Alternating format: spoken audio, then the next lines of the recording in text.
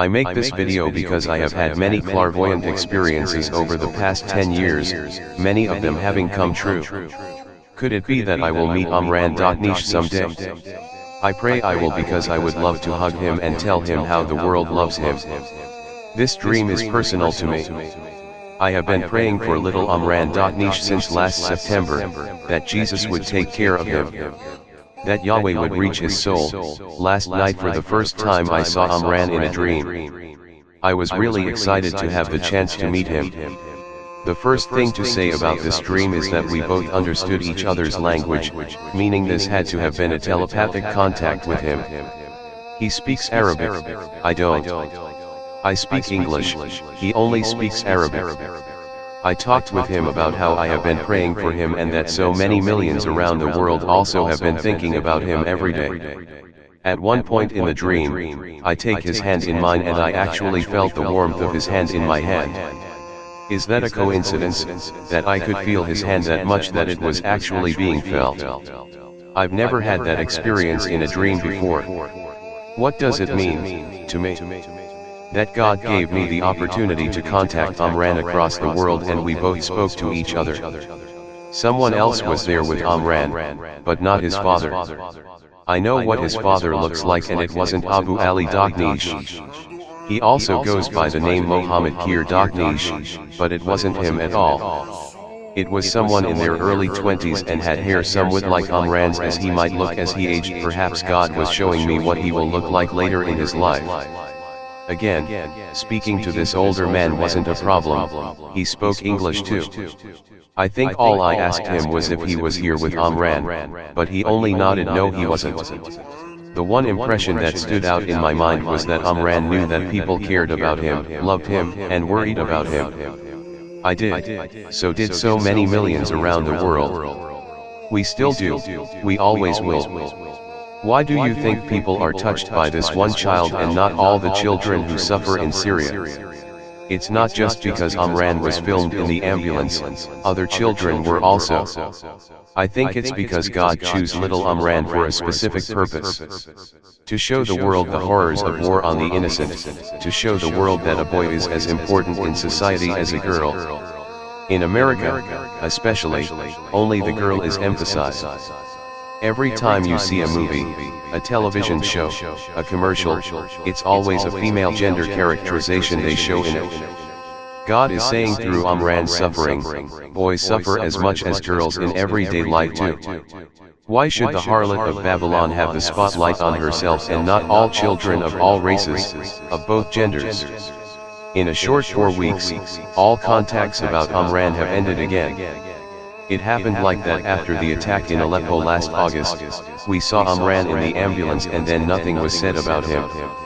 Now we have been given one chance to see him and his family, to know at least he suffered and is now safe with his family, still living in Aleppo. What we know about Omran is that his family is still safe, they are all together. He has a new little brother who we know nothing about, he has one sister, and a mother who has never been seen. I never saw his mother in my dream, maybe because God is saying it isn't important to know who she is, only that she is important in Omran's life because she loves him as much as the world does. Though Islam denounces women as important, she is referred by Omran's family but within the family unit. Outside of that family unit, we cannot see her. Omran's father speaks for Omran's family, but even seeing his mother is forbidden. I can understand why, but it would mean a lot to everyone to see her, even a photograph. Omran's sister is allowed to be seen, but that's because she's a child. As she gets older, a veil will conceal her features, her face, but she'll never stop being Omran's sister. This is true of Omran's mother too, she will never stop being Omran's mother, though we can never see what she looks like. It's sad that some are important but not all. I have a Twitter account and after the first contacts were released about Omran's family, I was able to contact a man who knows Omran's family personally. He would email me back saying he would tell Omran how I feel about him, how the world feels about him. But, suddenly all those contacts ended. Now I hear nothing else from the only person I have found who knows Omran's family. It is frustrating to know the simplest thing we want to do, telling Omran how much we love him, is refused by those closest to him. We have no open door to tell his father, his mother, his siblings, no one. So, I can only reach out to his family through the videos I post about him. But, this event last night made me feel good inside. Knowing that God reached into Omran's heart and sent him into my dreams so that I could tell him how much we all love him, all of us in the world around us. All over the world, the globe, people of every nationality and language were touched by Omran's suffering.